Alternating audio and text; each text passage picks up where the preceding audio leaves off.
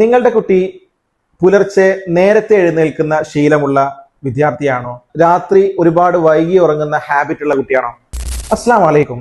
ഒരു വിദ്യാർത്ഥിയുടെ ജീവിതത്തിലെ ഏറ്റവും വലിയ മാറ്റം ഉണ്ടാക്കുന്ന ഒരു ചെറിയ ശീലമുണ്ടെങ്കിൽ അത് രാവിലെ എഴുന്നേൽക്കുന്ന ശീലം തന്നെയാണ്.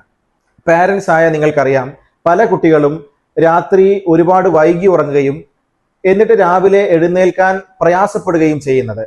ഇത് ഒരു ദിവസം സ്റ്റാർട്ട് ചെയ്യുമ്പോൾ അവരിൽ കൺഫ്യൂഷൻസ് ഉണ്ടാക്കുന്ന കാര്യമാണ്. പക്ഷേ റെസിഡൻഷ്യൽ സിസ്റ്റത്തിൽ ഒരു ഡേ സ്റ്റാർട്ട് ചെയ്യുന്നത് ഫജ്ർ സമയം മുതലാണ്.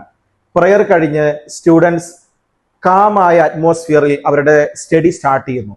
ആ സമയത്ത് ഡിസ്ട്രാക്ഷൻസ് ഇല്ല, ഫോൺ ഇല്ല, അൺനെസസറി നോയ്സ് ഇല്ല, ഫുൾ ഫോക്കസ് മാത്രം. പുലർച്ചെ പഠിക്കുന്ന കാര്യങ്ങൾ കൂടുതൽ മൈൻഡിൽ നിൽക്കും.